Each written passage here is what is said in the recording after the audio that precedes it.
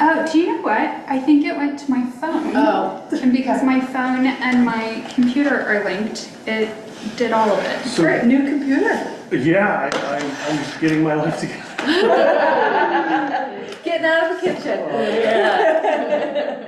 It's very challenging for me to spend money on technology when I'm like, oh, I bought that laptop for so much money not that long ago. You know, I mean, it's been 5 years, but it's like, That's like a century in it is. These things. And it's hard for, exactly. You try ever making a schedule on Google Sheets on a mobile device? It's challenging. My So this will patience. help. Yes, Yeah. tremendously. It's an investment. I vaguely remember you saying that there was a template for meeting notes. If not, I can. You know what I'll do? I'll send you the Word document and then you can just do a save as. Okay, perfect. Do you want me to do that now? Sure. I mean, if it's, I can. if you've got the time for it. Let If me not, do yeah. run and do that really quickly.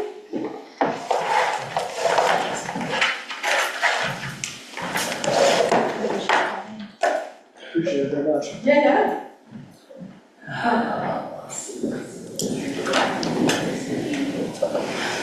So you sent me someone today. You were talking up salads. Oh, did they come to you? Yes. Oh, yeah. Yeah. Good. Yeah. They came in and they said it was either going to be pizza and or a salad or a sandwich. Mm-hmm. And they went with a salad 10. So I was like, all right, cool. Yeah. Mm-hmm. Like, where's a good place to get lunch? And I was like, I got it for you. Now the quarry's closed, the list is much smaller. Well, the quarry closes and the barbecue joint opens, right? Yeah. Yeah, I told Nick to go get barbecue for dinner tonight. I've heard pretty good things. Yeah, Liv Pete, and Donnie have been really excited about it. yeah. Pete said it was great. He said it's an immense amount of food. He said they went nuts with 6 people. Ordered like full everything for 6 people, and their bill was like $175 at the end. Good. Wow. I mean, like, it's good to have it, like, be affordable. Yes. Yeah. No, I'm stoked on it. I went in and said hello. I think maybe we'll go this weekend. Cool. Nick came home so excited last night. He was like, they have gluten-free French fries. And I was like, French fries are just gluten-free? And he was like, not if they batter them. And I was like, who batters French fries? Well, people dip them in stuff. Apparently. Cornstarch fries, let's go. Well, but I don't know if it's different. I don't even think you have to batter No. right. You don't have to batter them. And I was like, babe, I don't know that I have battered French fries. And he was like, I thought you would be really excited. I promise they batter. Fine. I love gluten-free food. Thank you. There's all the stuff that's labeled gluten-free and it's like, duh. Right. Yeah. Yeah, like sugar packets Yeah. are labeled gluten-free now, and you're like, mm-hmm. I label every item of clothing in my store gluten-free. Just in case. It's a great I sales. don't know, it could be a liability if one has gluten. Right, right. So efficient. Okay, Yeah. Okay, whenever we're ready, it is 5:30, so we can call the meeting to order. And the first item of agenda, on the agenda is adjustments to the agenda. Does anyone have any adjustments? Do you have anything, Janet? I don't have anything. Next is public comment. There's no public, so we can move on past that. Now we have approval of the minutes from the July 9th meeting. Those I are in the packet. motion. So you make, Kat, you make a motion?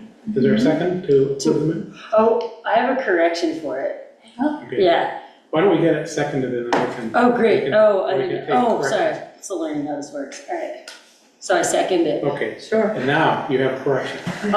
It said that under COB, like our introductions, it says that I has a degree in urban planning. My degree is not in urban planning. My degree is in political science. I just studied urban planning under that degree. I miswrote that. Oh, yeah, Thank yeah. I don't know how important that is, but you you. know. Well, we'll just correct it. It's not a problem. Study. When I'm running for president, you know, that'll come up.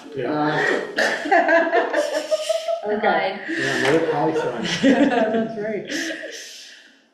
Okay, so next, are there any other corrections, anything else on the minutes? If not, we can vote. All in favor of approving the minutes, say aye, or raise your hand. Aye. Okay, minutes are approved. So next is old business. So now we're getting to the stuff we wanted to talk about. Alcohol and tobacco retail establishments discussion. Yeah.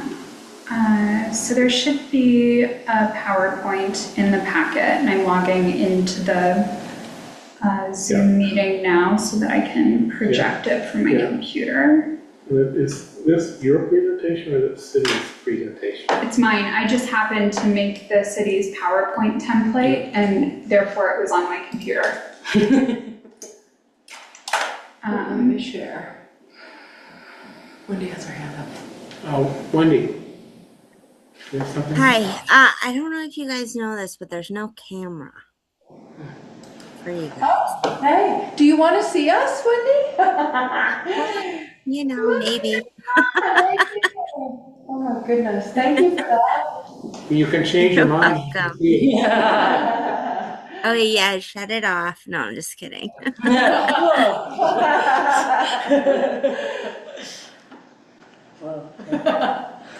All right, let's see. They changed the share settings like every other week. Yeah, I don't miss not having to do this anymore. Teaching through Zoom for like 2 years. Don't miss it. There, Pat, you should be able to now project.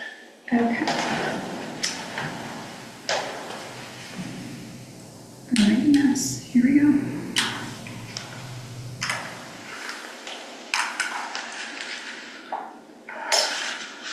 Okay, so I took the feedback from the first time I brought up this concept and have whittled some things down. I went back and triple checked a lot of the statistics, only pulled in those that are applicable to tobacco.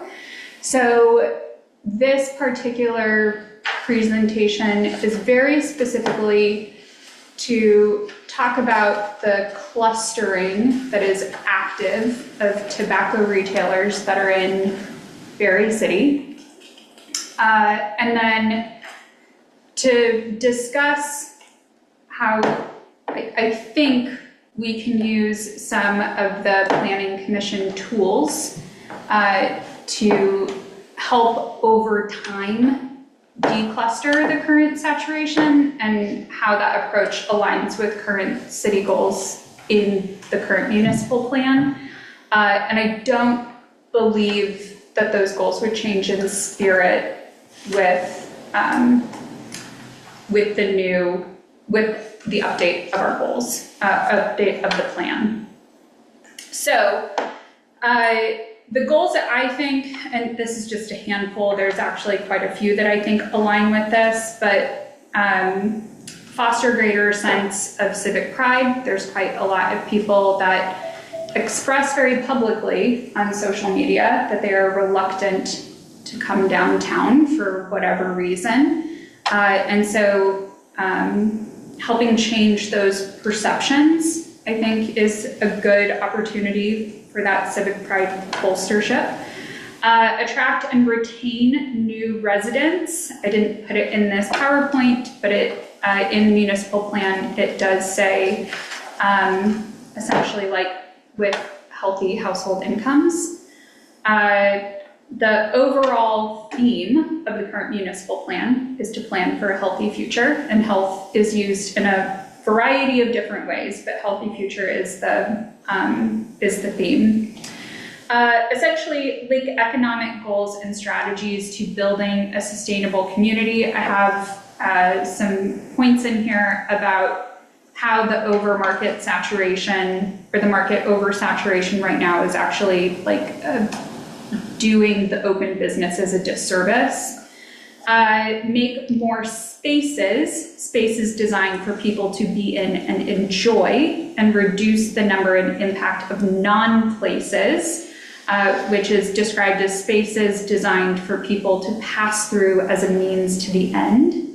And then lastly, implement the city's land use strategies as set forth in the municipal plan, which identify and establish policies for the downtown business district as well as other zones in the community. So I went back and I checked these numbers about the saturation.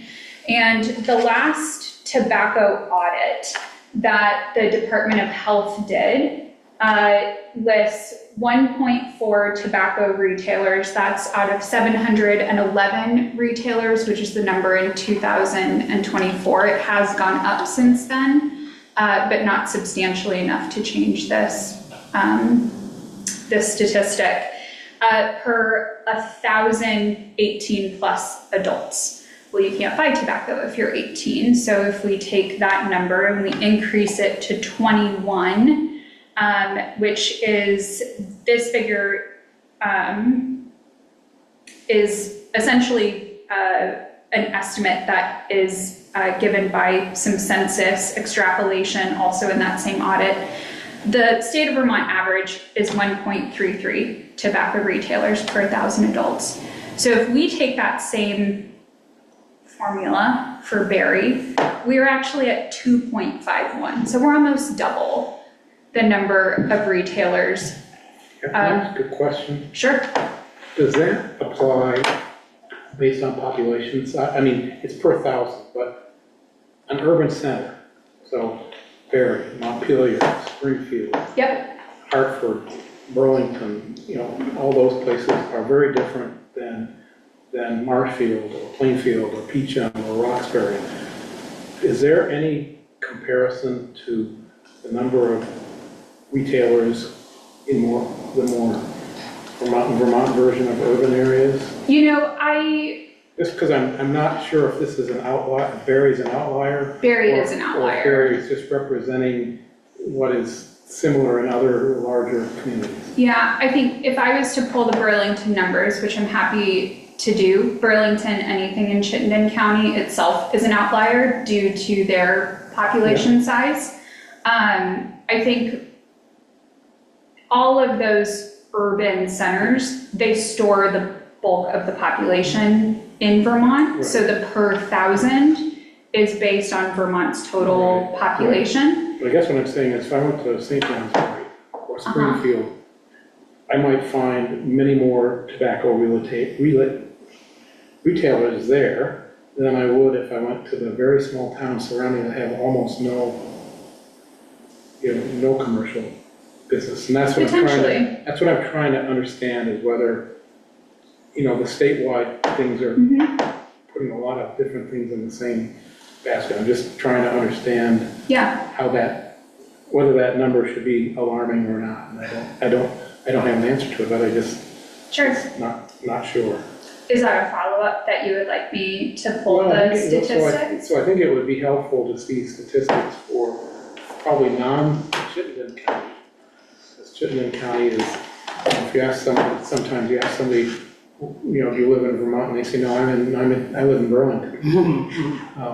But, there's a whole variety of towns of similar size around the state that are sort of surrounded by more rural areas. Morrisville, Springfield, Hartford, Sure. St. John. So Montpelier, St. Johnsbury, who else? Sorry, would you like me I to? would say Springfield, St. Johnsbury, Hartford, Morrisville, Morrisville, Brattleboro, Bellows Falls. Brattleboro is potentially going to be a little different because they have already implemented a policy similar to what I'm suggesting. But again, those are the similar things where it's a good-sized Vermont town. Rutland is another one. Well, that's bigger. Bennington. I mean, you kind of go up and down the state and see. I can pull those numbers. So this would be helpful to see how that compares. I can pull those. I'll send those out to the group as a follow-up. So this is what the breakdown is of our retailers in our 4 square miles. And I think I'll probably look at that too, Dave, is how much actual land area exists within these communities also. And many of those are different because it's, like Rutland's a city and a town. Yeah. Bellows Falls is a town of Rockingham, but St. Johnsbury covers is 6 by 6, so it's 36 square miles. Yeah. Some of these other ones are, they're not split into city and town.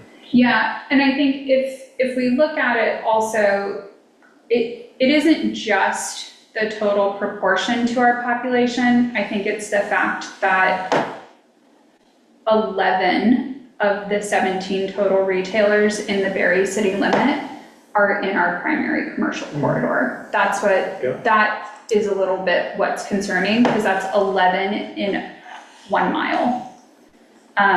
When I did the actual like end to end from the longest like the farthest retailer to the next, it's 0.89 miles. So that's the saturation that I'm really concerned with. Could you say that again for me? So 11 of the 17 primary retail options are in the commercial corridor. commercial. Yeah, so they're basically on Main Street or Right, just off Main Street. correct. Yeah. Yep. And so that's part of it. If it was like more pushed out, it wouldn't be as big of a concern. If it wasn't like one of the primary things that you could purchase on Main Street, it wouldn't be that big of a concern. But I think it's the density along with how they are grouped, along with the actual like square mile area of our community. So a couple of things, like why does this even matter, right? There's a couple of things. Barre actually doesn't even receive revenue from, really from these businesses. We get half of the licensing fee per year, and we get 70% of the 1% in local options tax. How much is the licensing fee, do you know? Just curious. It varies depending on the amount, but I think in general, the licensing fee is like $500 a year. Not a lot. So it's not a lot. And the very like rough calculations that I did of what this 1% is from tobacco is less than $50,000 a year, which from like an overall city income is not substantial. The local option tax just applies to every. Correct. Yep. Oh, I know. You know. Yep. This is very specifically surrounding like tobacco sales. Yep, go ahead, Wendy. Just a question in comparison to other types of businesses, because I'm not sure what the answer is, but maybe you do since you looked into this. For other businesses or purchases that contribute to the 1% local options tax, do we receive a different percentage depending on the products? No, the 70%. Or is it all 70%? No, It's all 70%. Yeah, the amount is just based, take the local option tax, multiply it by 100, and you've got what their sales of those things are. Yeah, the state, any community that establishes the 1% local option tax, the state charges a 30% administrative fee on that 1%, and then the remaining 70% comes back to the community. High tobacco density in communities signals social vulnerability and socioeconomic vulnerability. It's not that we don't have pockets of the community where that is true, but what it does do is it will raise flags, and it does raise flags on new potential investors coming into the community, whether it's somebody who's looking to open up a new shop on Main Street. Is this like a community where my customers would be? And then it's also a huge, so walkability and local amenities is a big thing that people look for when they look for a new place to live. Also important to know, tobacco tax paid, this is from Department of Revenue and confirmed by Department of Administration. Overall tobacco tax has dropped by over $33 million since 2020. which is a really substantial drop from where it was. It's almost a third less than where it was in 2020. So overall consumption is down, which makes the competition high. Retailers, because they are all buying from the same book of products, it's not like anyone can get anything special that somebody else can't get. The only thing that they can do is compete on price, which hurts local retailers' overall profits, and causes market fragmentation and business instability. So this really is a situation where we want our downtown retailers to come into as stable of an environment as they can. We talked about like hair cutters last time. Hair cutters, they have like their own skills, they have their own specialties. Tobacco is really like not that space.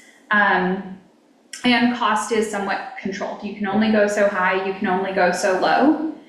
And so it does make people more competitive, and there's a whole health concern also about bulk tobacco discounts, but I've tried to focus things more on the financial impact for downtown.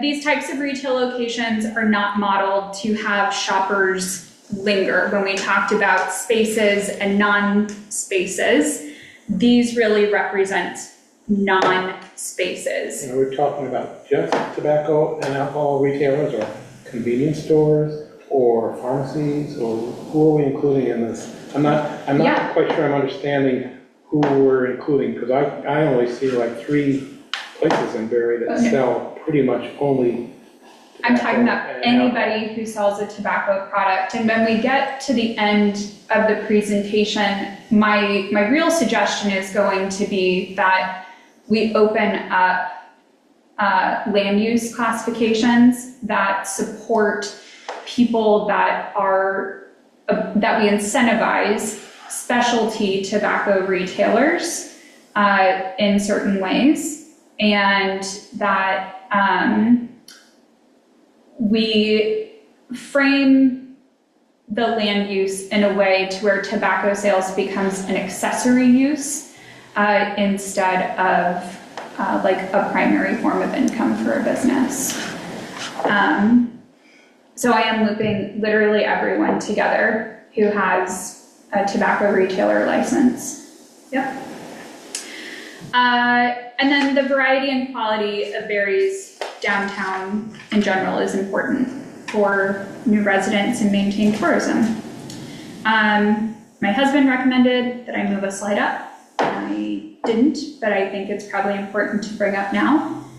All of the suggestions that like happen going forward don't impact current retailers. This would be for any new permit that would come before council to be approved. So current retailers would not even go into a non-conformity, which is an option. But as a commission, if we think it would cause too much of a hullabaloo, they can simply be grandfathered.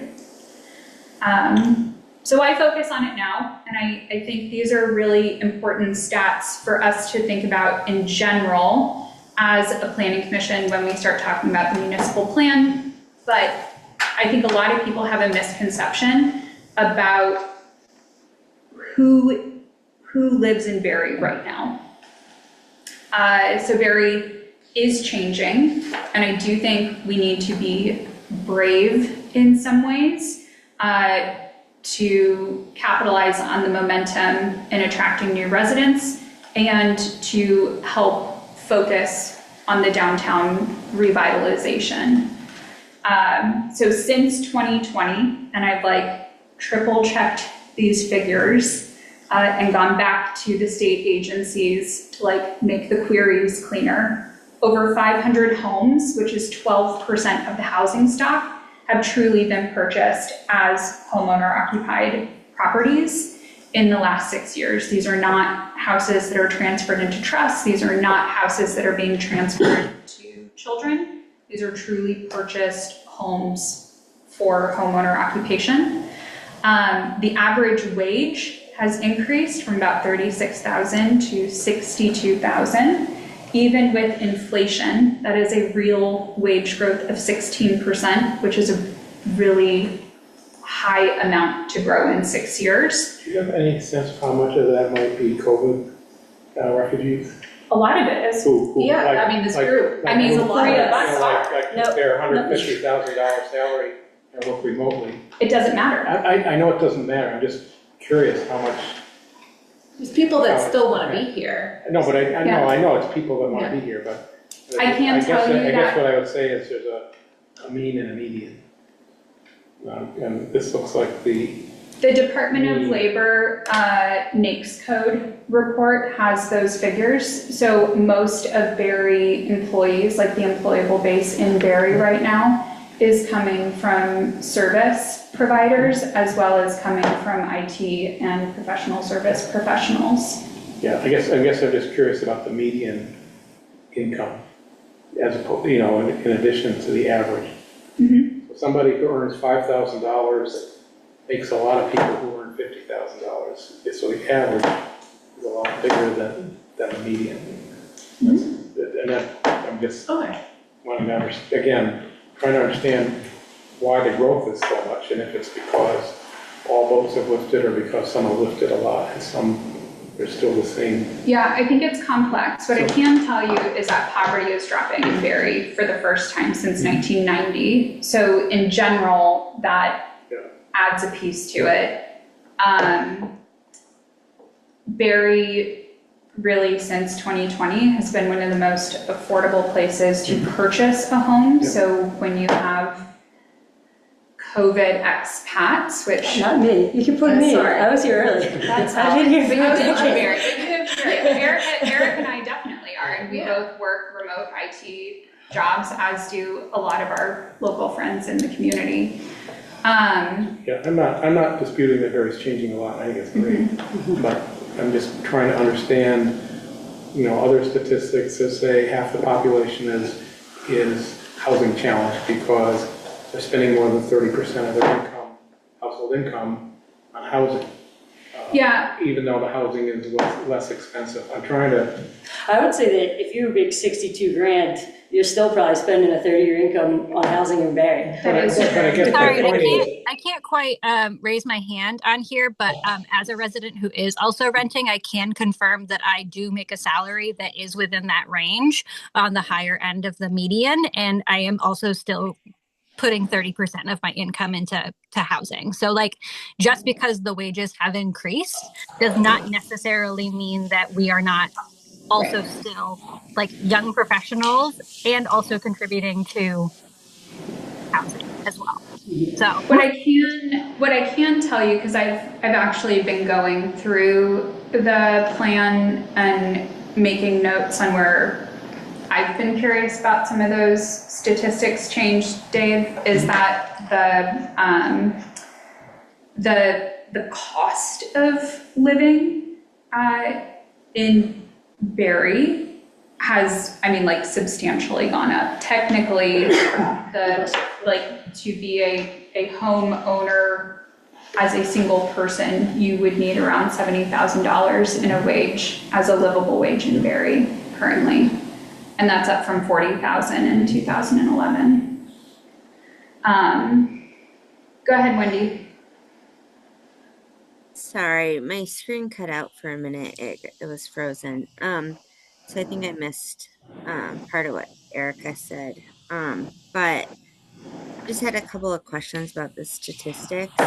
Yeah. So I mean, a lot of things changed with COVID. So like I'll give you an example. I'm just curious about a couple of the numbers for the growth of employees in Barre businesses. Yep. Does that include nonprofit businesses?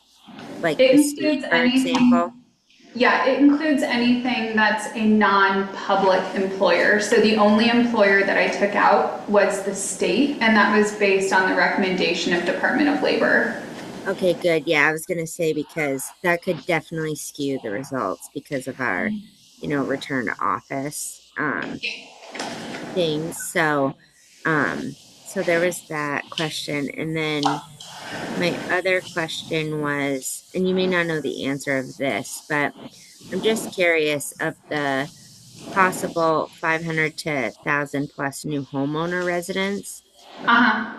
Is that including people who already lived in Barre who just bought a house, or is it including people who have moved to Barre from a different community? And that's the reason that I put possible, is because Okay. there is no way to know. If you look, Okay. these are coming from the real estate transfer tax department. Mhm.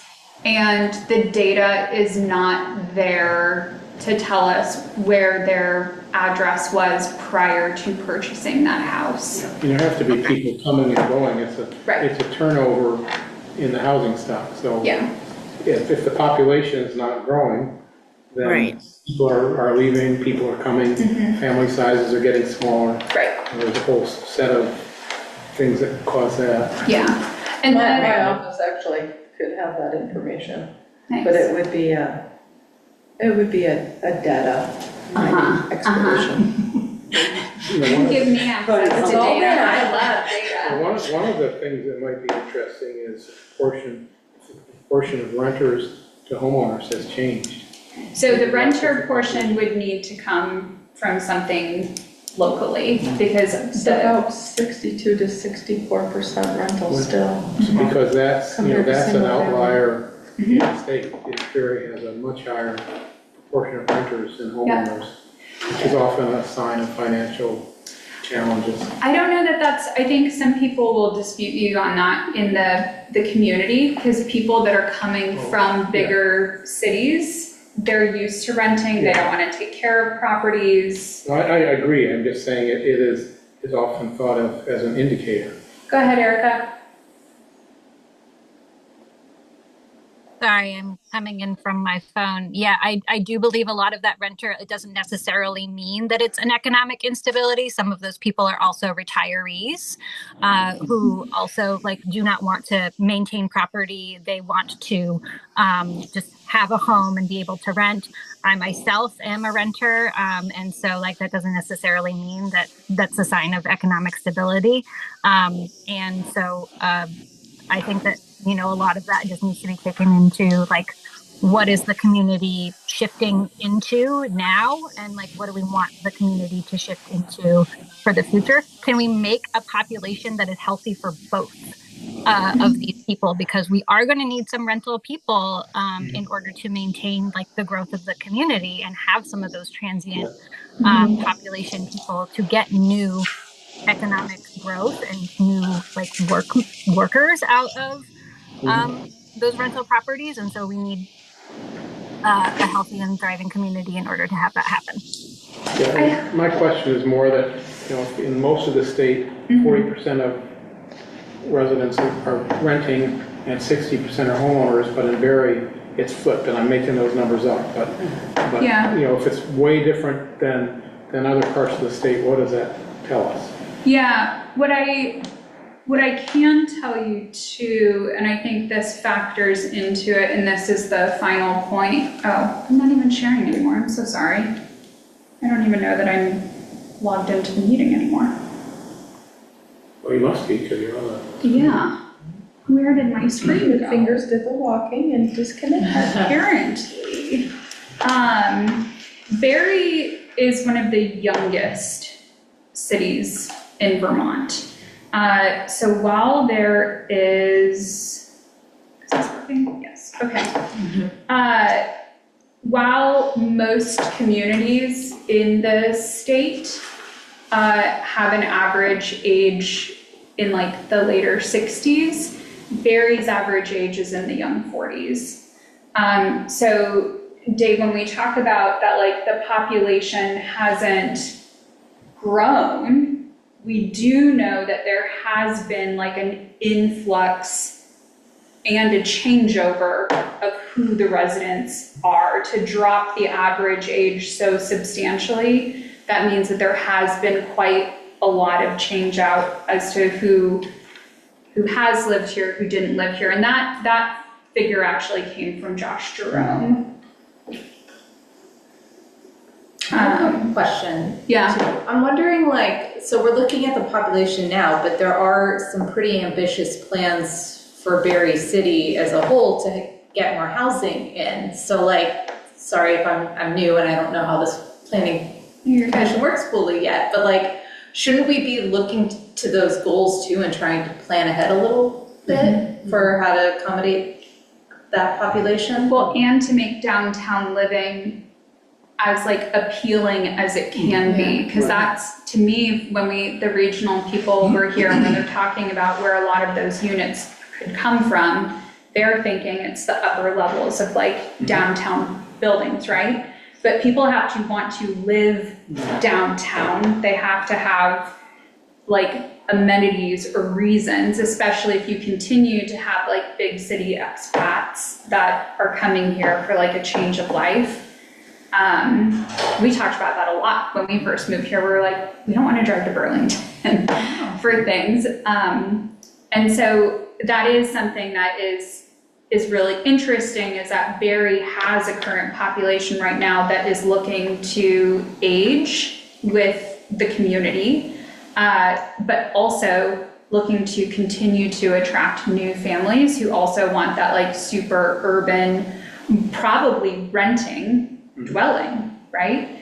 And in that case, it's not a rent for like a decreased price point. Or a condo, which doesn't Right. seem to be a thing in central Vermont. Yeah. Our former manager was all about, he wanted to rent. He came from New York City as a Right. renter. He came from Colorado as a renter. Yeah. And I mean, Tom he had to buy a house to become our city manager. Mhm. And I think honestly, he and his wife are gonna be looking to become renters going towards Chittenden County. Yeah. So I get that age of renters is starting to really drop. Yeah. Okay, so to like kind of tie back, I do think, and Dave, I've been going through the plan and all of the benchmarks. I've been doing some work on like figuring out what those figures are now, have they changed from 2011 to 2018, all the way through this kind of like plans progression. But specifically for tobacco, like what do we have the authority to do? And what this group can do is we can talk about land use classification and zoning. The quote that I have in here was actually written by the Vermont League of Cities and Towns, the LCT, for a Chittenden County study where they were asking about what they can do about their tobacco saturation. And essentially, the LCT said, be bold and get creative with your land use classifications. To be creative, be aggressive. And so I think the intention of what I would like us to propose, we're not looking to ban sales of tobacco. This is not like a teetotaler campaign, but how can we set some guardrails on a really important part of our community to make room for different types of varieties of things to go in? So I'm proposing land use classifications, reduce clustering, increase incentives for specialty businesses, and also to put in some guardrails to protect vulnerable focus locations like schools, parks, senior living. Okay, so the next slides really are for conversation. These are land use classifications that I've drafted. I've changed a little bit since the first time I gave this, brought up this topic. So first off would be to create a classification for a general tobacco retailer. So land use classifications truly are descriptions on how a piece of land is being used. Dave or Janet, would you like to expand on that definition of what land use is? If I'm missing like a big point as to like what a classification means. No, I just want to preface your conversation with the direction of zoning regulations is to become more broad in our uses. So we used to be very definitive. We had multiple pages of uses. Now we have more broad ones, and you're proposing to micro dissect some of those. So just keep that in mind, that the trend is to not go backward. Well, I mean, a trend in some places are doing basically form-based codes, which says, we don't care what retail is in there, we just care that the design of the building and the storefronts and all are consistent with the neighborhood look we want to create. That's, I don't know if Newport's doing that now or not. No, I double checked Newport City. But that's sort of a newer concept is, if a Dollar General wants to locate downtown, or McDonald's wants to locate downtown, but they'll make their storefront look the same as what we want our downtown to look at, and not have a drive-through and, have signage and all the various things, that's fine. And I'm not convinced that's a good idea. Yeah. But that is the trend, is more towards, what we don't want is a bunch of offices downtown with their great, their blinds down, and we don't want, or no big windows, or no, so you're walking by large expanses of kind of nothing. That's in a different way, and that's not, so they're basically saying, we don't care what the use is, as long as it's retail and it looks a certain way. Yeah. I don't know, again, I don't know if that's the way to go, but that is. I think Barre has had an approach for a while that leans, that leans more towards free market. And I don't know that it has necessarily worked in its favor. I just want to jump in for a second, because I mean, at the end of the day, I think we're talking about a topic here that just directly correlates with the health of our community as well. And I mean, my father passed away of lung cancer because he was a daily smoker. And I'm not saying that I don't like to indulge every now and then, but I think at the end of the day, we need to be a lot more focused on, like, I agree with you, Jana, totally, that we don't want to take any steps backwards, but the climate has changed so much. Like, vaping wasn't a thing when I went to high school, and I'm the youngest at the table, and so now, and seeing kids sneaking these things into school and stuff, the last thing I want is for more retail locations to be accessible to adults making the wrong decisions to supply underage people with these things, and just promote just frankly a very unhealthy habit. And so my immediate thought is like, okay, so how, if there was one thing that our city could take away from that, it would be an increased tax on that item or something like that. But no one's does that, so how do you navigate that appropriately? But again, I think really the biggest thing for me anyway is just focusing on the health concerns and the long term. We want growth. We don't want people getting sick early. Yeah, Right. I had a lot of health data in the very large packet too. The CDC did a study at Spalding not too long ago, and the percentage of kids who said that they had smoked or consistently smoked was very high. There are so many studies that are out there right now that talks about that constant exposure to a product normalizes the product and brings early adoption. When I was going through the municipal plan, it actually has the CDC health impact period in it, pyramid. It's been flipped upside down now. Yeah, but it was the changing the context that really hit me. And I do think there are so many positive things that would come to the community about having a stronger tobacco policy. This is something that would be attractive for families that are looking to relocate to the area. This has the potential to decrease some littering and things that we see downtown pretty consistently, but just in general also allows us to like continue to market ourselves as a health forward community. When I was putting this together this evening, I thought the strongest points would be on the economic impacts, but I have data for public health, for public safety, also available. Joan Marie, our local Department of Health person, has been like so avid about like wanting to give me more and more data. And she lives here in the city. She does live here in the city. And so this is something that she's super passionate about. I actually tried to get her to join the planning commission. She was like, I'm so busy. Tapped out. Yeah, she's so tapped. So I agree with you. I don't think we want to go crazy. And again, we're not looking to teetotal, but this is a very positive message overall.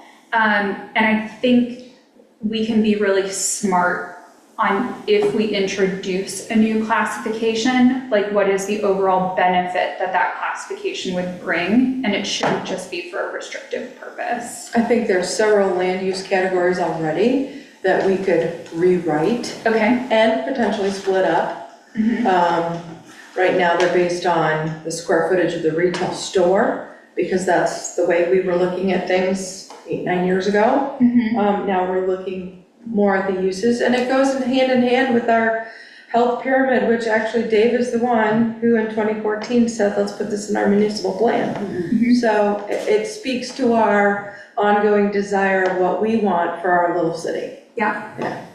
And don't we want more people walking around downtown? Yes. Yes. Yes. So there's a couple things that I put in here. So the idea that I had was to create a general retailer and a specialty retailer. Ideally, I would love to do this for alcohol as well, but alcohol is a little bit more, is different.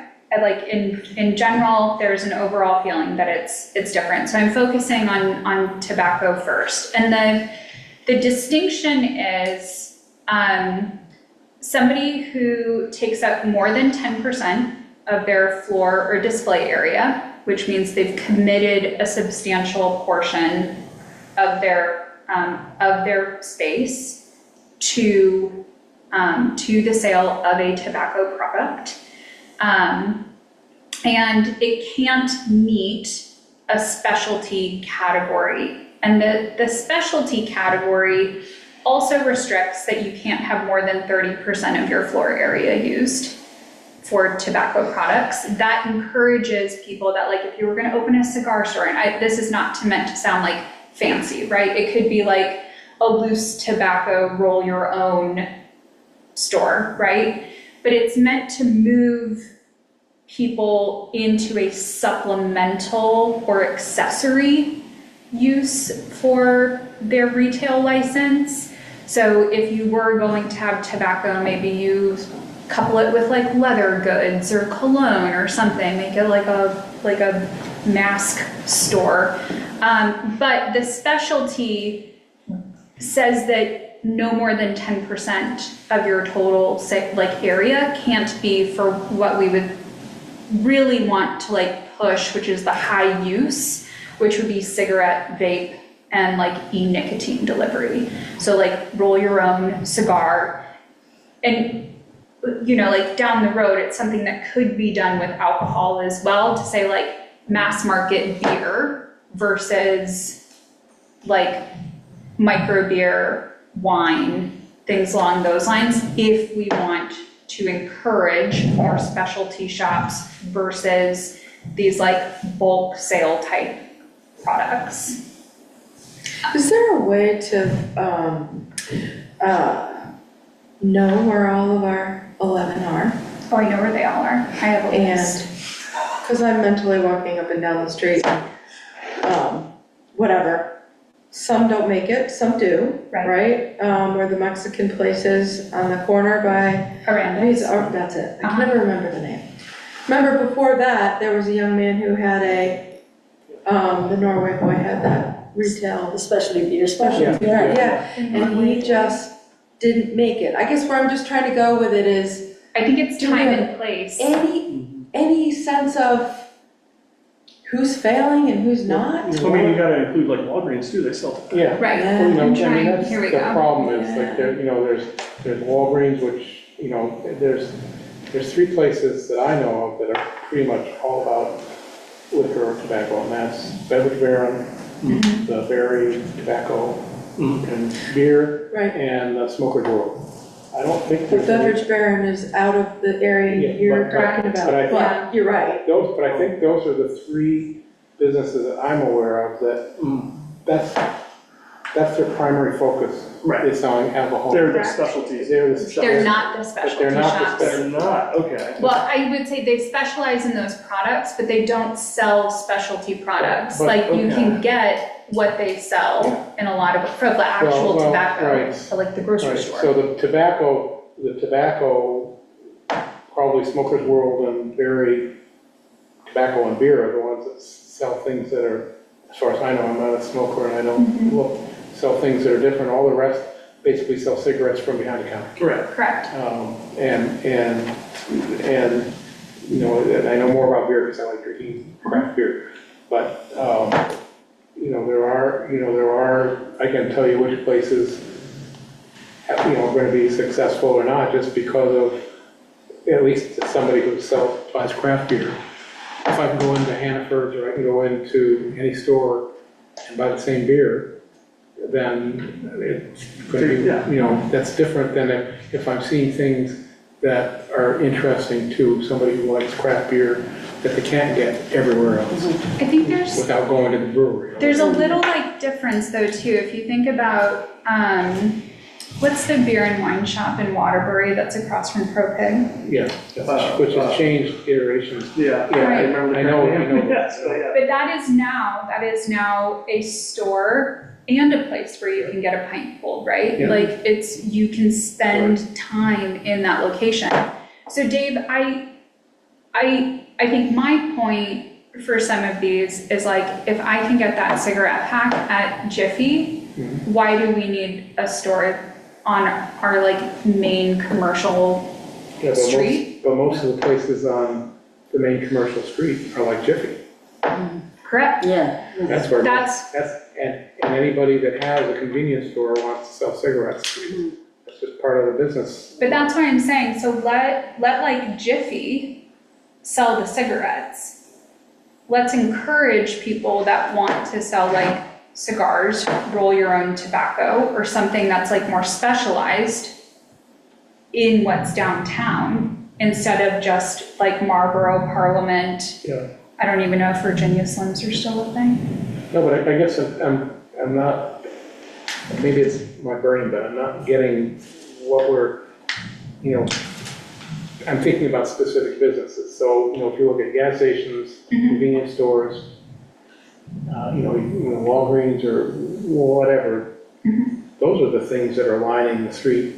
And quite frankly, if you ask me, the number of gas stations in downtown that are set back from the road are a big, you know, big detriment to the downtown because they break up the character of downtown. They are plentiful. And Yep. they're plentiful, and that, you know, and that to me would be more concerned about the look of downtown than the 2 stores that are downtown that sell that stuff. I don't know, But that's I I'm haven't, just trying to understand, I'm trying to get my head around how this works with looking So- at specific business. yeah, so right now, you can go to the Barre Beer and Tobacco, get cigarettes. You can go right next door to Granite City Market Yeah. and get cigarettes. You can go to, like, just a little bit the other way, get the same pack of cigarettes at, Agreed. like, I'm saying the overexposure of this product is not good for our community in many, many ways. In the So how can we now put some guardrails in place so that if somebody comes to actually buy the quarry building, there is an actual reason for city council to say, sorry, you can't put another smoke shop here. But maybe remember- it's, we don't need more convenience shops, is my point. Is there a limit to how many retail locations in our No. city can sell tobacco? No. No. So this is the hitch, is that there is absolutely nothing. If somebody new came with another tobacco retailer license, there's literally nothing city council can do to decline it. They have no basis What to do you mean decline by it. city council declines? It's a business comes in, a business comes in. That's what I'm saying. So, They have no, City, the well, state, to the state approve controls, their, the state issues the license. Oh, That's not- they're alcohol and tobacco licensing right through the state. right. But it's not purely through the state.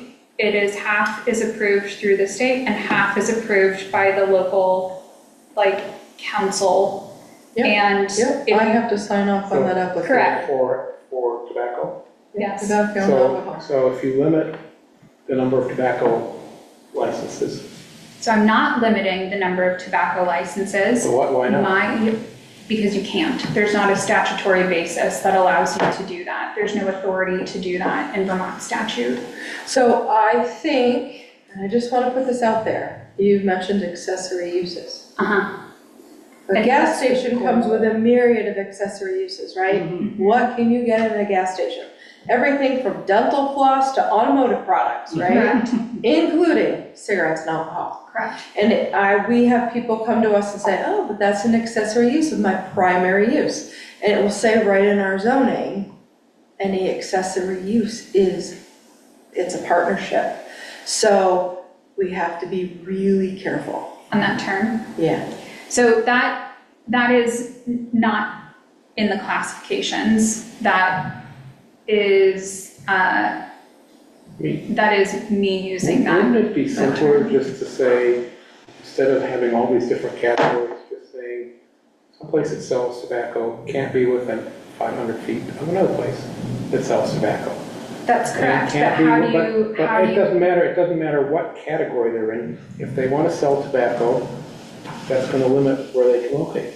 how do you do that without a land use classification? Just put it in the zone. Can't you? Okay, we already have that. No. We don't have that. Adult, That is correct, adult that's in the category city can't be within charter. 1,000 feet of the park. That's in the Anything new. charter. No, it's in the zoning. The adult use, I guess my point is, we're allowed to restrict how close things can be to Well, school then yes. or whatever. Why can't let's we do just say that. how close they can be to each other? Yes, And then let's remember do the that. absolute extreme is our newest store, Barre Tobacco, whatever they're called. Mhm. They bought a building, rolled right into town, didn't use the ADC, didn't stop in my office to make sure they could do what they wanted to do. So there's always gonna be that, oh, but we're already here. It does not That matter. doesn't matter. Well, I know it doesn't matter, but And that's from the For hardest for fight. enforcement. it Yeah. It's true. Well, I don't, that, to me, that does not, I think the owner is a really nice person, but for him to have told me to my face, he did no research and had no idea that the person who invited him to the community also holds a tobacco license in the space next to like his purchased building. That, You know, that's, that's not like good business to No, me, that's- right? Yeah, that's, but if that's the case, they won't be here that long. yeah. So, okay, Especially so if nobody's let's. walking around downtown. So if you don't need, maybe, I mean, and this is like me being new. My biggest goal in doing this was establishing those buffers. My recommendation is, but see, I also want to incentivize specialty stores. So I don't know how you can incentivize a specialty store without telling them apart. So And I think the That's where you have to be. classification is telling them apart. So my recommendation was that like a general tobacco retailer, which would be like a Smoker's World or a Barre Tobacco and Beer, and standalone convenience stores. So a convenience store not tied to a fueling station. This is where like Jiffy and Aranda's and all of those get like, they kind of get their thing because like no one's gonna wanna fight with like Jiffy, right? Tried it once already. We did. Right, yeah, like, there are some things in here that, like, you don't wanna mess with, like, the biggest of businesses. My recommendation is that they should not be able to be within 750 feet of another business with a tobacco license. Now, what that means would be that, like, a general tobacco retailer cannot be within 750 feet of a gas station. Yeah, I mean, I would Right. just say that any business that wants to sell tobacco can't be within a certain distance of others, and I don't care what the other stuff is, and if it keeps more Jiffy Marts from coming downtown, that would be a great side effect. So how do you then incentivize with the setup right now to incentivize like a more specialty Like type shop? Aranza's minus the gas pumps. Well, like a Or cigar what it was store, beforehand. like someone who wants to sell cigars as part of like their other business. I mean, in general, what are we doing to help incentivize businesses to come down? Well, I mean, why do we It's want to pretty broad. incentivize somebody to sell tobacco products if we think they're unhealthy, and that's the other But you like craft beer, right? I It's a similar hobby to like us. I love a cigar. No, I'm not saying that, I'm saying, why do we want to incentivize? You know, why would we have to treat it differently than anything else? I guess it sounds more to me, at least, like it's not actually, the word incentivize is probably not the right word. It's, we don't want to disincentivize a specialty retailer, which just the blind, listen, I love like a quick and dirty, like 750, let's move on, right? But I understand being like, well, if a neat like business comes knocking and is like, hey, we want to have really cool stuff in our store, and a small quantity of it is going to be a high quality product that is tobacco. Yeah, I mean, as a downtown business owner, I would be stoked on that. Right. And so I guess the idea is to not prevent someone like that to come from coming. That's in. right. So it's not about incentivizing them to come. It's about My allowing original them to come. recommendation would be that someone that was classified as a specialty retailer did not have a location buffer. Yeah. Oh, Wendy has her hand up. Yeah. I guess I'm just thinking about this from the perspective of existing stores. And I know you said that, this wouldn't affect existing businesses, but I think I read something in there that it could if we wanted it to. It could. I guess why are we limiting it just to tobacco? Because I mean, there's awful lot of businesses downtown that serve alcohol. And to me, I get the idea of people staying, right? But to me, it can be a lot worse having people downtown drinking and then leaving. And that's very unhealthy too. So I guess, and I know you mentioned you're starting with tobacco. So I guess what is the future plan?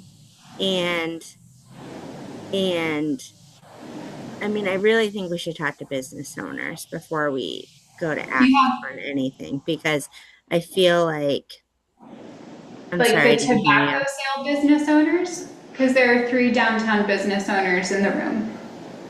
Yes, the ones it affects. That's what I'm talking about. I just feel like, there's a lot of other unhealthy things downtown besides tobacco. More so. I bet that it's even more clustered. So why are we focusing just on one thing? Or why do you want to focus just on this first? So I think tobacco has the most overarching impacts to the community. I mean, I originally did want to include off-premise, like off-premise consumption alcohol sales. We talked about last time that businesses who sell alcohol for on-premise consumption carry additional insurance and liability if someone is overserved and not able to drive. It's a big financial cost to those businesses, and so there is actually an incentive to make sure that you don't overserve somebody, as well as we have the liability to find them a designated driver. That's something that we have to do. I don't think there's also like any sort of annual testing required by retailers to sell tobacco products. It's just checking ID. Right. I think tobacco is the one that also has the biggest state, like overall state push surrounding it also. Like if you were to talk to Department of Health, while there is substance use disorder programs, which includes alcohol, tobacco is by far their biggest incentive for the year. So for like the past several years. Tobacco is also a gateway and an augmentation to a lot of like drug use as well. Certainly a partnership with that. Correct. Yeah, and so, Sorry, and I also think to your, go ahead. sorry, and I think to your point, Kat, to the age range, so the concern with the younger population, so those that are underage that are getting access to these products, is also a concern. I think it's a little bit slightly more regulated too. Not to say that there isn't a problem with underage drinking, but there is also an increased awareness and an increased challenge in the public health in that particular population. I think it's also too big to do too many things. Like even this conversation is big, and we're talking about like one type of product. That was like my lesson learned from the last time we talked about this, is like pulling tobacco and alcohol into the conversation. There's too many variables, and what I don't want Planning Commission to do is like stymie ourselves because it like grows and grows and grows and grows. I think having some of these like smaller focused areas to where this can be thought through, addressed, and presented to council, and then we say like, okay, well, what's the next step, instead of presenting like a massive packet and then we don't go anywhere. Yeah, I think that it's like, I get what you're saying, Wendy, where you're like, also Wendy, by the way, we're neighbors. I walk my dog past your house all the time. I apologize for my barking dogs, because no. I guarantee they bark at you all the time. They think they own the neighborhood.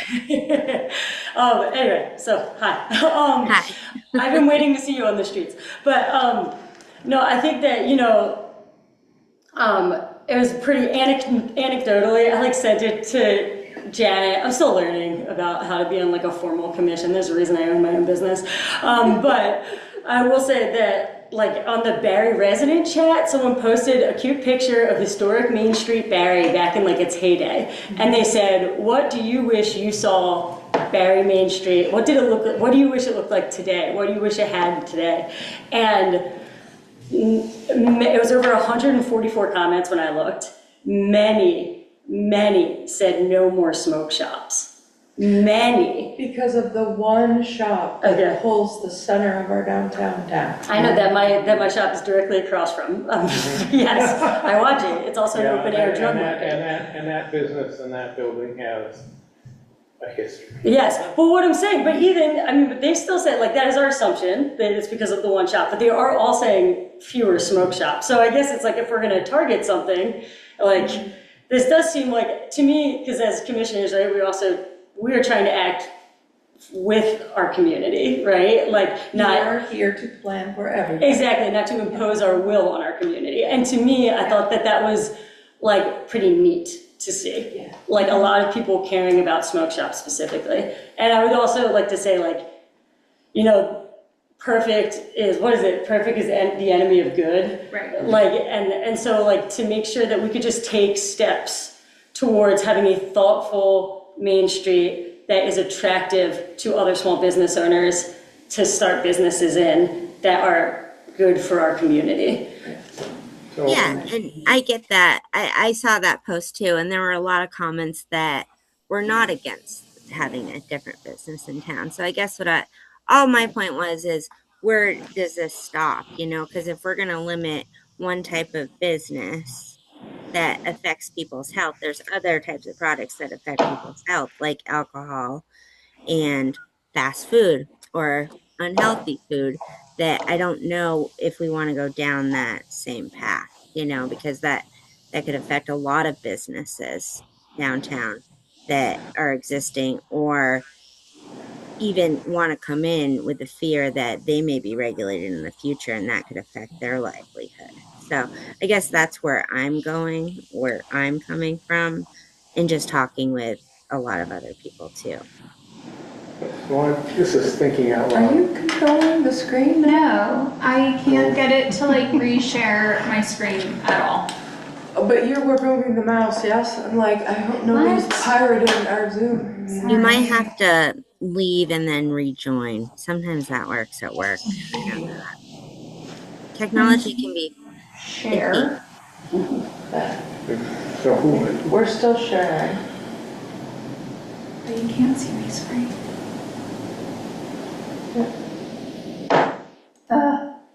It's fine. so I'm thinking out loud a little bit, but I'm wondering if we might benefit from taking a step back and talking about downtown, kind of doing a SWOT analysis or something, strengths, weaknesses, opportunities, threats, kind of what's good about downtown, what's the problem about downtown, what are things that we could be talking about, what are things that people think. So for example, not meaning to offend anybody, there are people who say they don't come downtown who are more my age because there's all these tattoos and pierced people wandering around and they scare me. And that's, in my view, is kind of It's nonsense. stuck. There's a big okay, delay. catch up, sorry. So that's, that's, to me, that's kind of, I don't get it, but those are perceptions. They're scary, very perceptions. And maybe we ought to step back and look at a broader view of what are those things that are making it scary, or what are the things that are changing. I think there's very positive things going on in downtown. I don't think necessarily the rest of the world knows that yet. But there's, that maybe we should be looking kind of at the bigger picture and then. I think they're two separate issues. Like, I agree with you, but this is not just about health. This is also about like economic stability, even for those tobacco retailers that like exist in the downtown sector right now. This is a guardrail to help like ensure that we don't continue to have tobacco retailers like more come into the downtown sector even before somebody leaves. Like, this is a long-term plan. This is not going to have any immediate impact on any business. It will take 5 to 10 years for this to have, to do anything. It is not taking away a product on the market. You're talking about grandfathering everybody in, so. Talking about grandfathering everyone in, not even doing a non-conformity, so they don't have to worry about if they modify. Well, they would automatically be a non-conformity depending on how we crafted any changes. Right. So. But essentially saying if this is, the main purpose of this, to your point, Dave, was to establish buffers. I would like to have, in my perfect world, in my brain, I would love to have some types of retailers be exempt, but I'm very happy if we just say tobacco retailers cannot be within 750 feet or whatever we agree to of another tobacco retailer. But that also means that we do exempt, we don't have room for those other more curated types of stores to come in to the downtown district. Yeah, I guess that's what I'm kind of struggling with is looking at the definition of tobacco specialty retailer, but they can only have 30% of the floor area. That's correct. So what is the other 70%? That's what I'm saying, is it makes someone actually have a more thoughtful, varied business. Or other convenience things. That's what a convenience store is. But then they That's what don't I'm- classify it as a I specialty guess retailer. I'm just not, I don't know, I'm just struggling with that. The way that it's written means that they wouldn't classify it as a retailer because convenience store is part of the classification of general retailer. Well, So- there would be a conflict because there'd be two different places that would fit. They could say, There- I'm a tobacco specialty retailer, not less than 30%, I meet that definition as well as the other one. So which one is it? It's a conflict. One says that you can't classify as a general use retailer. They're mutually exclusive. But it, again, like, my biggest thing is to, like, stop the bleed, right? So if, Enough is enough. right. So if our takeaway from here, and we say like, no, we wouldn't want a leather goods, men's shop, cigar store, whatever, like, fine. I think we should put something in place that allows the DRB and council to say, no, I'm sorry, due to location buffers, you cannot sell tobacco products at this location. Like, they have no basis to do it right now. Some kind of survey out in the public? Sure, If you're not, just to say so, Yeah. how do we poll, other than the resident chat, which I don't follow? right. How do we get some concrete information out of people, What did you besides what you hear? guys are hearing? Totally. Have we polled the public before as a commission? In other reasons. How do we normally go about it as a group? Front Porch Forum, Facebook, and then hopefully commissioners also share. We can create a QR code, the survey can come in through a Microsoft product. It's all really simple to do. The city does that. The Yeah. challenge is, I've never what seen is one. a Right. good response? We haven't done one in a few years, but Okay. we've done them Well, before. for example, the city right now is doing a survey on the city manager hiring class, and they've been advertising for people to give their input. So it's that kind of thing. Where? I saw it on Front Porch Forum. Yeah, they held And- a forum in And the it's on the library. city's website, and I guess that's my point, is where. But does it make They- sense to they- go, just QR code, let me fill this out really fast? Yeah. With a bunch of questions and radio buttons. I don't know how else to get some data, I mean, a QR Other code, I than- think, pull it all out of your I mean, the head. worst at that different would- businesses. guys around- see. yeah. I mean, the worst that would happen is Downtown we do it and we signs. don't get a big response. Right. Right. And even having done that, if we don't get a big response, we made the effort. So what is the survey to the point to say, like, we are considering putting a location buffer in between retailers? Or is the survey broader? The verbiage. would have to be Because so if you, careful. right, because if you just ask for people's feelings versus asking for feedback on a specific topic, then it's like the Wild West. Yeah, tobacco, yes or no, or, or. No, but I think Yeah. you start with an introduction saying that, Sure. concern has been expressed about the large number of retail establishments that sell tobacco. And I think, Planning Commission is considering, whether there's something we can do to address it. promoting the And positive. then you start with the questions Yeah. that are more focused on the things that we might be able to do. And you can focus, we can even focus, so, is the buffer 250 feet, 500 feet, 750, 1,000?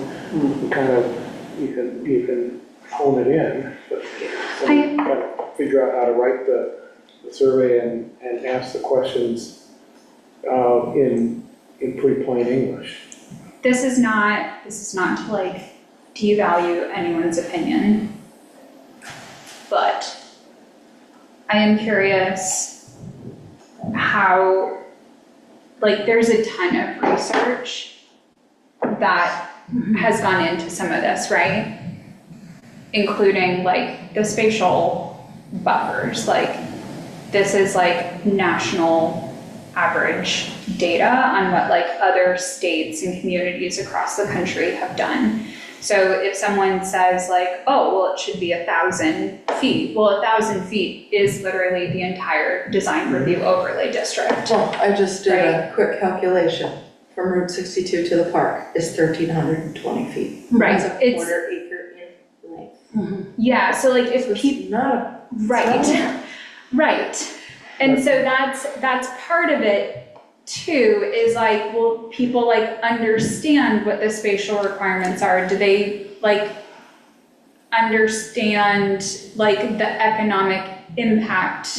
Yeah, I Yeah. just don't, I feel like what we're after here isn't like in the details. That's something for us Yeah. to talk through and with the council or whatever, but like getting the general consensus, like how do we think the downtown is right now? What businesses are you going to? What do you like? What are you like? Why aren't you going downtown? Like, great question. just, But I You're feel, gonna- and I you're feel gonna like get that, everything from, it sucks, nothing's Yeah. open, blah, blah, blah, right? right. We only go here, here, and here. Mhm. But it's feedback, right, Erica? Yeah, it's feedback, and Do we ask something pointed about tobacco though? I mean, we It seems can, like a hot topic. yeah, Well, what but you that's what guys have said. that's what I'm Yeah. saying. I don't think we can put out, I think we can add a lot of those questions to it, like the general, like what do you like? What types of businesses do you wish were in the downtown? There's gonna be a lot of things about like spaces for teens Erica has her hand. that are free. Go ahead, Erica. Oh, yeah, I'm making sure I'm not muted. Fantastic. And I think to the point of that is that the, to what Erica was saying, other Erica, is that, you know, maybe this survey could lead to some other like policies rather than just the tobacco policy. And when we're crafting maybe our municipal plan or our new municipal plan, but I think I want us before we walk away, because I'm looking at the time. It's 6:50 right now, and we haven't even gotten to the second item on our agenda. The conversation should really be maybe sticking to the tobacco use, which is what we're kind of debating at this point. So perhaps the survey is a little bit more like of a broader, like long-term plan rather than just this particular ordinance. like, I kind of think this tobacco ordinance is one solution to a larger Correct, problem. correct. So like, I think if we haven't done a survey in a long time, we can certainly do that, but we Yeah. already have data from this report that is pointing us to like, this is a solution that can help solve the problem. So I'm struggling to understand, like, yes, the devil's in the details, right? Like, we're debating how that's done.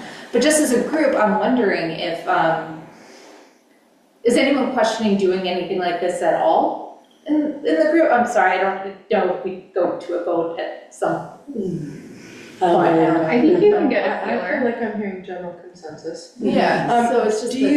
Are you proposing to write a standalone ordinance? Well, Or are originally we it was. really talking about revising the zoning ordinance? Originally, it was introducing new land use classifications and updating some of and actually it was a full new ordinance that talked about the buffering. But obviously, if we don't need to do that, if there are mechanisms to establish the buffer It's without. all in the zoning. Yeah, Yeah. so if we're able to do that just in zoning, then I think that's fine. The other piece of this that we haven't gotten to, which can be a separate topic, is in addition to like the distance between retailers, is also the distance of a retailer to like city parks, to the library, to like kind of protect some Community of these centers. Yes, Seems like which that. I did specifically say, I used community facilities, because that's the current land use, but I said, with the exception of municipal parks with area less than 10,000 square feet, which eliminates Denti. Because that would be a a hitch in the giddy up. So wouldn't that be an amendment to the zoning ordinance? Yeah, well, that's Just to- exactly what we're just to talking about. define it, it's not really a new ordinance, just adding some language to I guess it's not relating to specific zoning districts, so it has to be, No, because these are land use categories, is what's being discussed. So what would happen is you have to hold a public hearing here. So when this commission is ready and agrees upon some language, we would hold a public hearing, which I'm gonna say, not very many people come out. Right. It's very disheartening. And then your vote would be to recommend passing your now revised zoning ordinance to the city council for 2 public hearings. And that's, when it gets here, that's when everybody kind of wakes up and goes, oh, that's what they've been working on. And what can happen is, under first public reading, they can shoot it down and send it right back to you. And in fact, that has happened. Yeah. But it's a process that we live and die by, and it just would be better to have that public input early. And getting people to the table is hard. And we can I say don't that- know how else to do it. Already had the public hearings,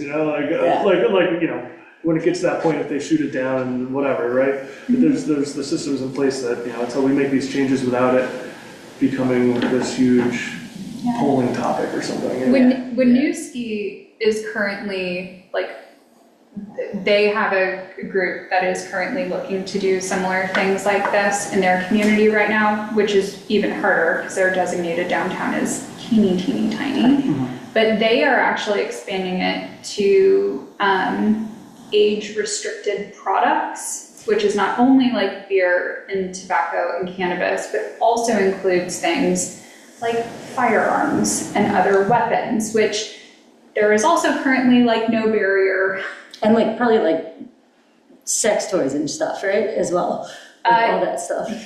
Yeah, that's age restricted. Yes, Yeah. yes. And we have those sold on Main Street. Yes. Yeah. Which has it seems like no regulation. Because we have adult use entertainment. It falls under adult use entertainment. Yeah. But yes, so there, Wendy, to your point, there are things that can get broader. I think we have to determine with the input of the community, truly what is a concern and what's not a concern. And until I had heard that thing from Winooski, I hadn't even thought about the concept of a firearm shop opening up on Main Street, which I don't necessarily think would be banned right now. Well, I thought we had something that bans a distance from a school, and if it's not But from a school, so. think about how Brook Street School, Right. St. Monica's, St. Michael's. I have those In our distance, little- yeah, It's not a long distance Right. around. right, but berry It may be tobacco. buried in an ordinance somewhere.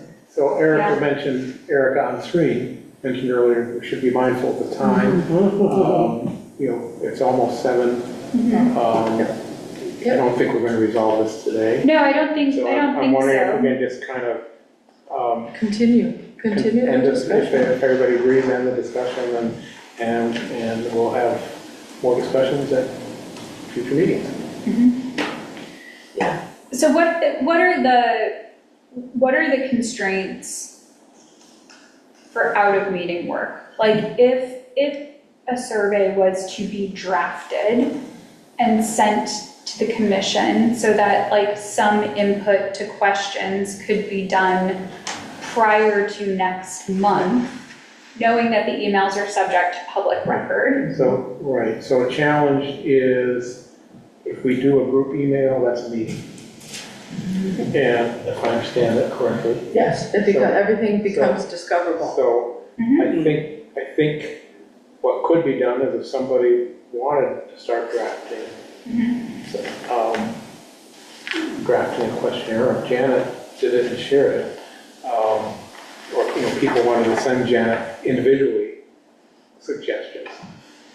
That could be done, and then we would probably at the next meeting be able to discuss it at a meeting and, you know, I would hope we would agree on a survey and how it's going to be conducted at the next meeting. Does that make sense, Janet? Yeah, it's what this commission would like to do to further the conversation. And then the next, so a couple of ways we can do that. One is, I'm suspecting that this is not a good time to ask Janet to do this because she's got a million things on her plate and then some. We could ask one or two people on the commission to develop a draft and bring it to the next meeting.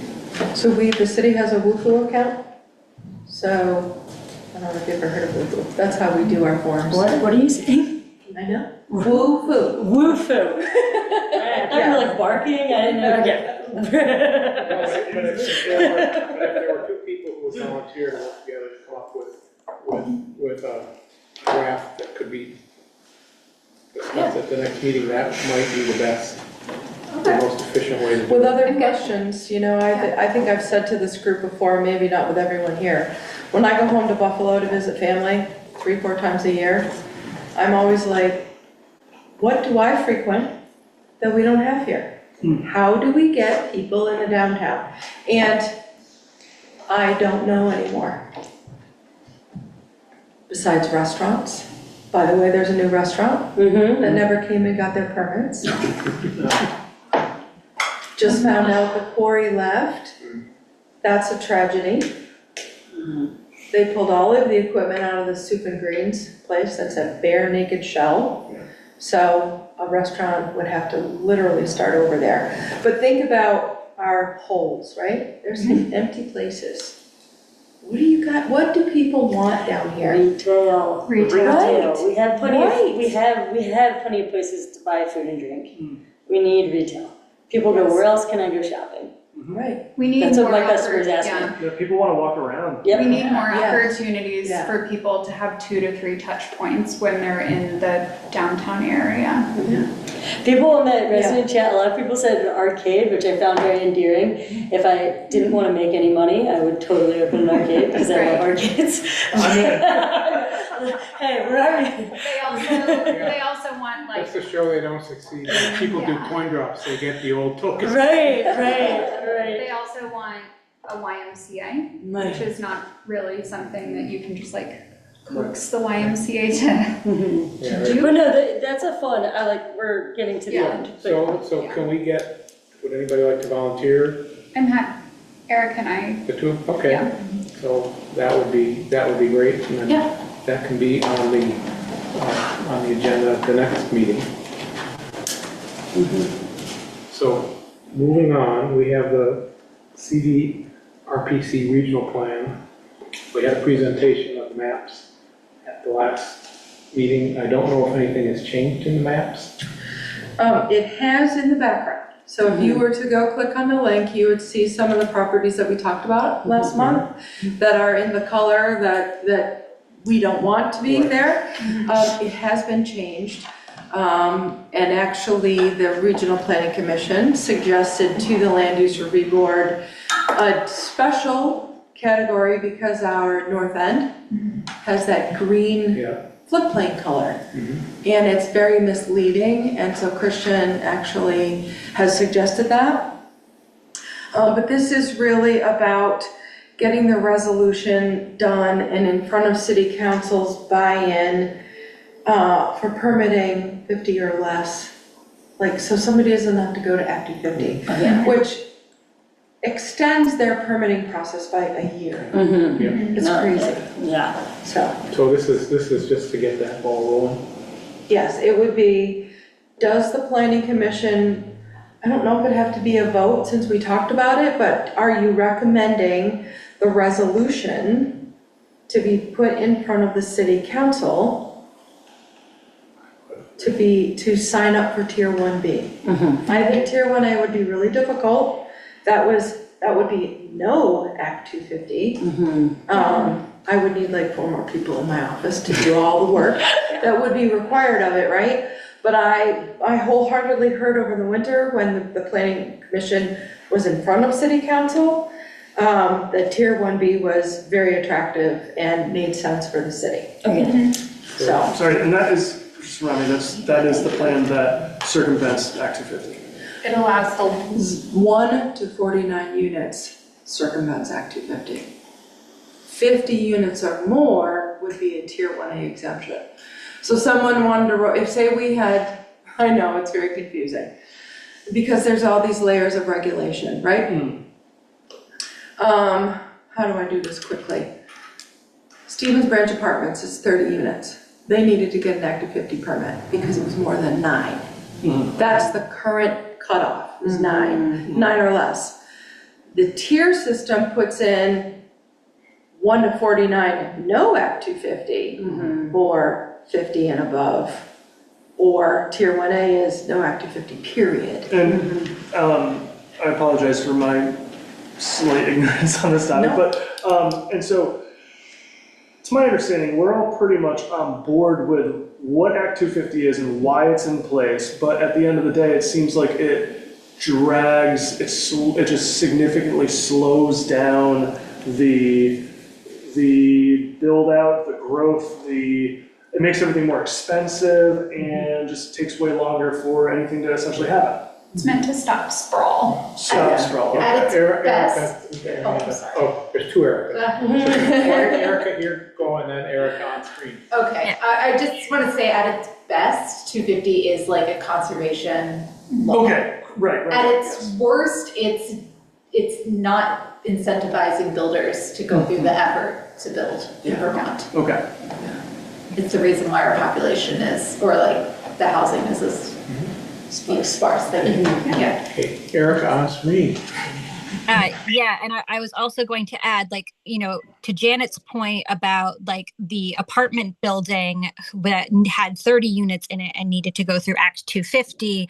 And if we want to increase the rental population or the availability of housing for some of those residents, we don't want to disincentivize developers who are interested in building those places to provide that housing for those people. Does it still need to go in front of city council for approval on the build plan if we're 1B? No, No, it's with the zoning and the it's whole, zoning, and if it needs to go in front of the development review board. and there might be environmental regulations and things. Yeah, there's other different little That pockets, come in. water, wastewater. So that would mean that the Stevens Branch one would not have needed to go through Act 250. Okay. But the Tier 1B would mean Prospect Heights would have to go through Act 250. Yeah, I think Just for the future, For future, regardless, that one's gonna have to. so, Regardless, you said? well, It's better than if, 50 units. but if the city Oh, I see. wanted to be Tier 1A, then it wouldn't, but the city would have a Correct. whole bunch of stuff Yeah, we have to would, do instead. yeah, Okay. yeah. And can if the city said, we'd like to be Tier 1A, 5 years ago, the city said, well, now we've hired 5 people for the planning department, can we switch to Tier 1A? Absolutely. Okay, You absolutely can do it. You can go up and down all the time. Yeah. great. That makes it easier. You know, I just think about Larry Hubert, who's trying to make a development out on Quarry Street, and he's hung up on, can he only do 9 units or 8 units and avoid Act 250 under cluster housing, or does he do something different, right? And he's just a small Williamstown developer. Right. He's not like DEW. Paul Simino's property at the end of 6th Street is in the process of changing hands.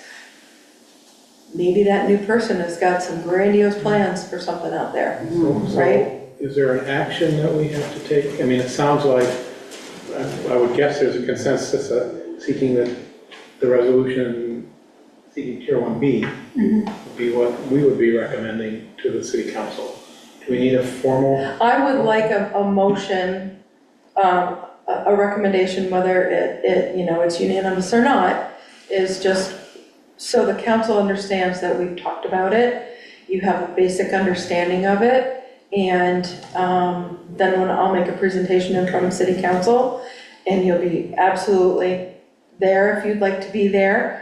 But we have to make a decision.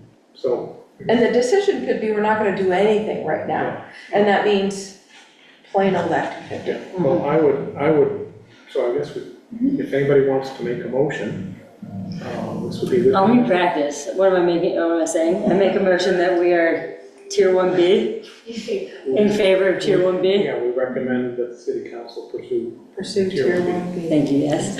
I will second the motion. I make a motion to make that this commission makes a recommendation to city council. And our stellar minutes taker is gonna make that perfect. Exactly, thank you. For Barre City to be Tier 1B. These are by far Okay. the most And- in-depth minutes and ever. is You there- do is not there- need is there- to I know, write a script. practice. Is there a second to the motion? Second. Okay. I was also going to second, but I just wrote making a motion, actually. I'm gonna need it one more Is time. there any further discussion? If not, we can vote. Oh, Wendy, I don't have anything to really add to, not be tier 1B. I just wanted to add that I did hear on the news just before Planning Commission started that Rutland is putting, I think it's Rutland City is putting in for tier 1A. So I think they're the first municipality who's done that, I think is what they said, so.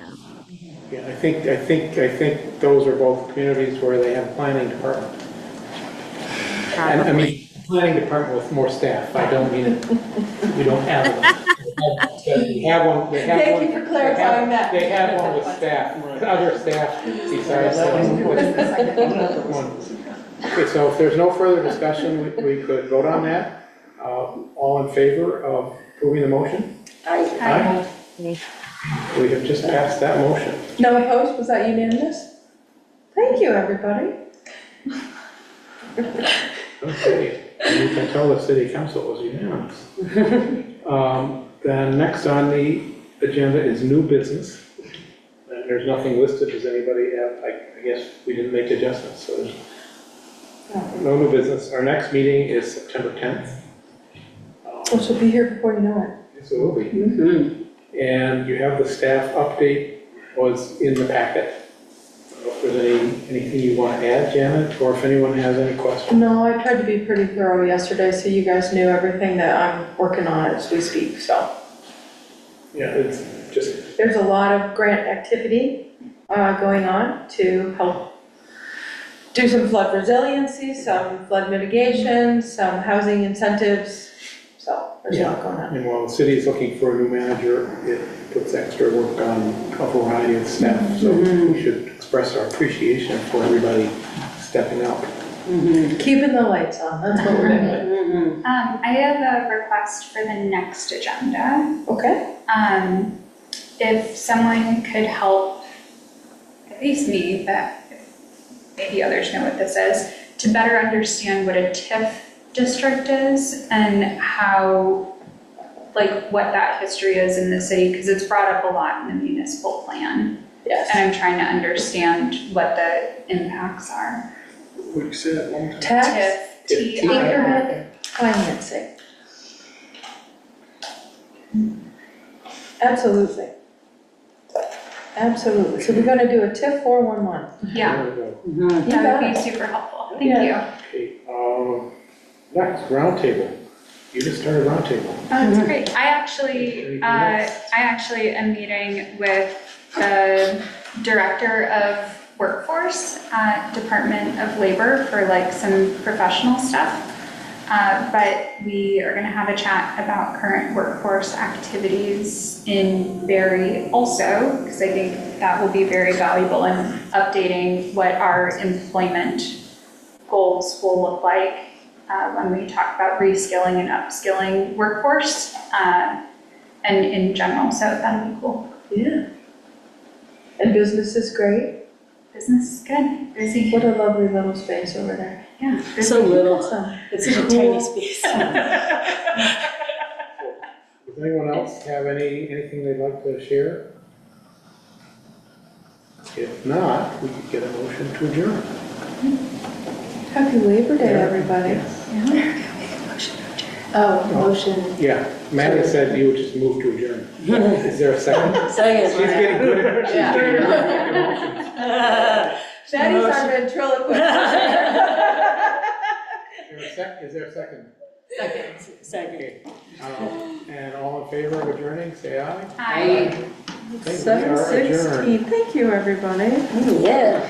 I think next time we. It's been a while since we've had some fun on the planning commission. How long are these meetings normally? What? We try to keep them to an hour and a half, but we're allowed to lunch. Yeah. So, Yeah, there's a bunch of rookies, you know, it's not a fine, it's not a smooth machine yet, but get ready, I a just couple took more notes meetings. for healthcare, and it was so intense, it was like, don't miss anything. I appreciate your play-by-play. You might be able to scale it back. I'll summarize it. Okay. Well, I ride motorcycle, but I gotta get changed. and I could send you the recording if you want it. Same amount of time as it takes to walk. You probably ought to, honestly. I feel like Well, Sony, and I knew you were